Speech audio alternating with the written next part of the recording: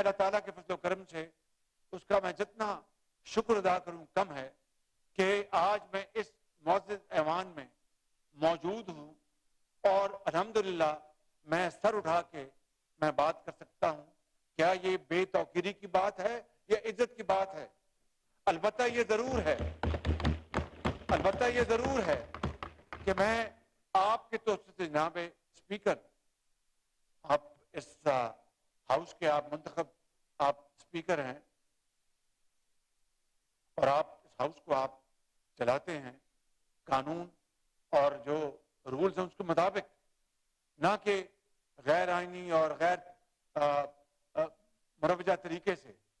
میں آپ کی خدمت میں یہ عرض کرنا چاہتا ہوں اور آپ کے توسط سے آنریبل چیف جسٹس کو پوچھنا چاہتا ہوں کہ میرے بارے میں یا دوسروں کے بارے میں تو آپ نے فرما دیا کہ یہ آج اسمبلیوں میں تقریریں کرتے ہیں، انہوں نے جیلیں کاٹی ہیں. کیا ہمارے خلاف جو بے بنیاد کیسز بنائے گئے تھے، کیا ہم ضمانت کی حد تک سرخرو ہو کے آئے ہیں کہ یا پھر ہم خدا نخواستہ ہم بے عزت ہو کے آئے ہیں؟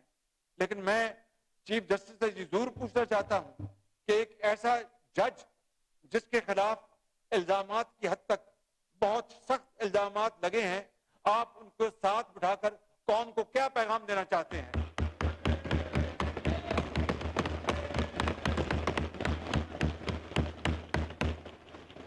کہ ہمارے خلاف تو عمران نیازی اور اس کے حواریوں نے بے بنیاد کیسز بنائے، جس کی پکار دن رات آپ سنتے ہیں اس ہاؤس میں، ہاؤس سے باہر.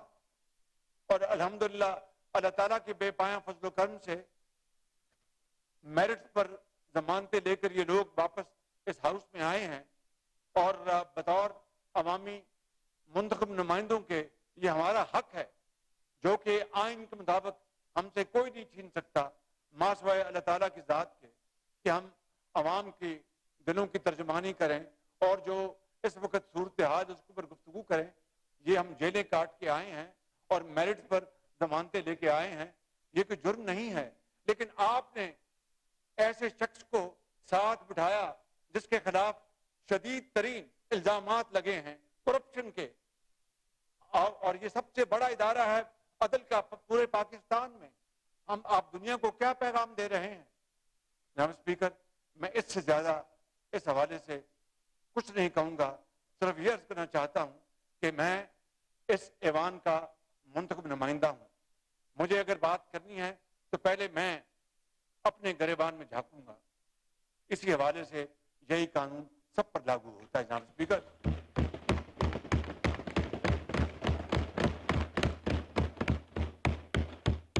اور آج کی تازہ خبر آپ کو دیتا ہوں.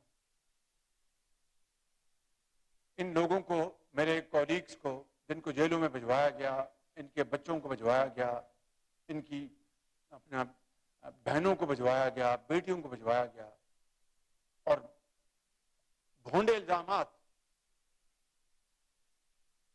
جناب اسپیکر، کاش آنریبل چیف جسٹس یہ کہہ دیتے کہ شہباز شریف یہ پنڈورا باکس لے کے گئے تھے لندن میں اور نیشنل کرائمز ایجنسی کو وہی جو مقدمہ میرے خلاف ایف آئی اے میں تھا وہاں بھجوایا. 2 سال اس کی تحقیق ہوئی. اللہ تعالیٰ نے جناب اسپیکر مجھے سرخرو نہیں کیا، آپ کو سرخور کیا، اس معزز ایوان کو سرخور کیا، 22 کروڑ عوام کو سرخور کیا. آنریبل چیف جسٹس اسی کا ذکر کر دیتے.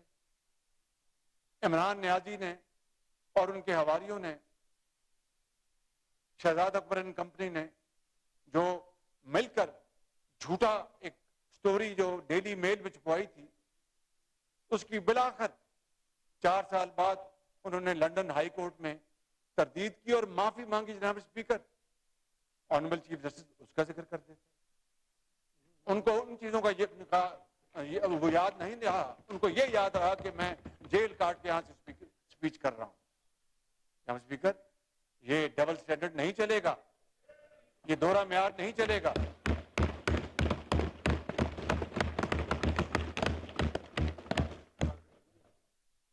اور آخری بات آپ کی اجازت سے، آج ہی میں نے ٹیلی ویژن پہ دیکھا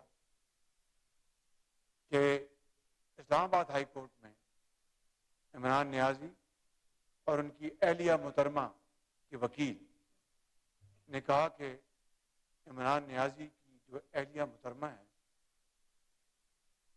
she was not an public office holder. جناب اسپیکر یہی بات ختم ہو جاتی ہے. اگر یہ بات ہے تو مریم نواز شریف کی بیٹی وہ تو نہیں تھی پبلک آفس ہولڈر.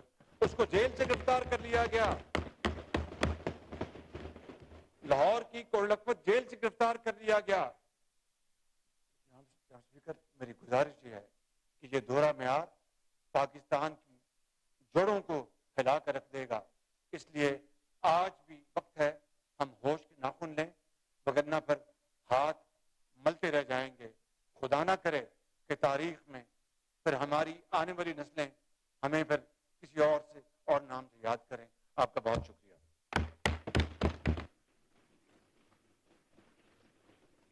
محترم مولانا اسد محمود صاحب.